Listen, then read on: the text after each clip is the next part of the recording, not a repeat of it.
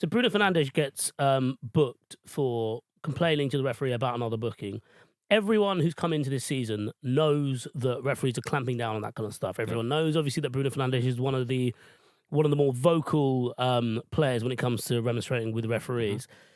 He's a senior figure in that team. You got to hold it together a bit better now.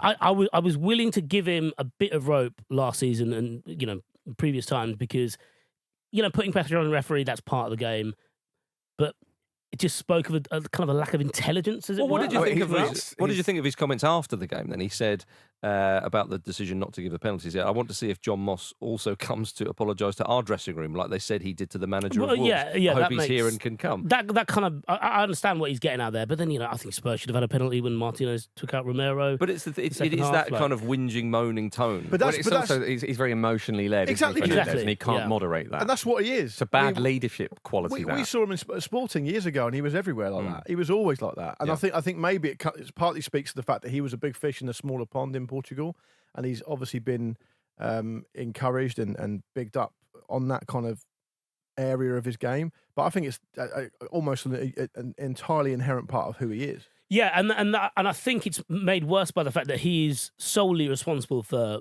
all United's creativity. Like he is without. Surely Mount is in there to help out a bit. Well, no, but Mount's not really. Mount is more of a facilitator. Also, I don't think Mount should be playing that deep, to be honest. Well, he has to because of Fernandes. There is a midfield balance which is not being created there. I mean, Roy Keane was unimpressed with them, and he said that Norman Whiteside and Frank Stapleton would have been better subs than Anthony Martial.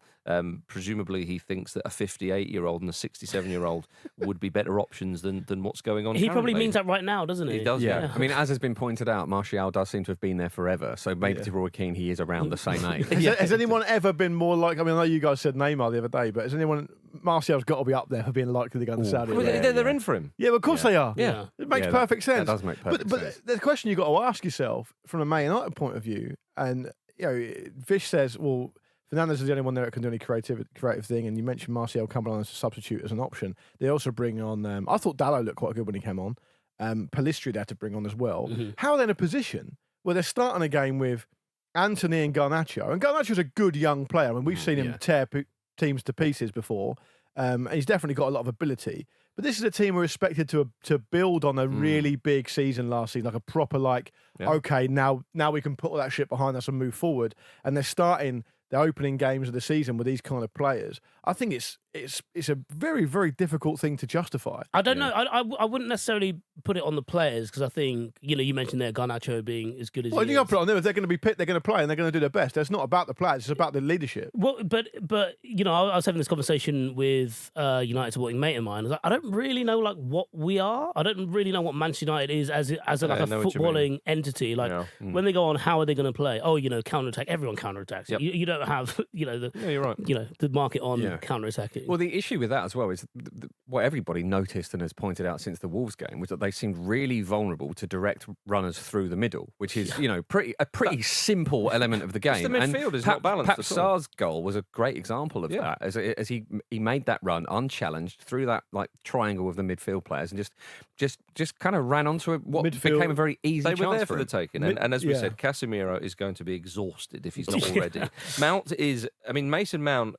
People think, where's his best position? Is it just behind the front line or is it in the front line? That is the type of player he is. Yeah. Bruno Fernandes doesn't want to be doing doggies and running back and all the rest of it. You said he's the creative fulcrum of the team. You are left with Casemiro and you're left with the back four and the fullbacks who are fairly competent, but it's so open, and Wolves showed that, and Wolves are not a particularly good side. Yeah, and I think the other thing that really stood out, and this is more actually a credit to Spurs, they were so much fitter. Cheers for watching another fantastic clip from the Football Ramble podcast. Make sure you click like on this video and subscribe to the channel, which means you will not miss a single upload.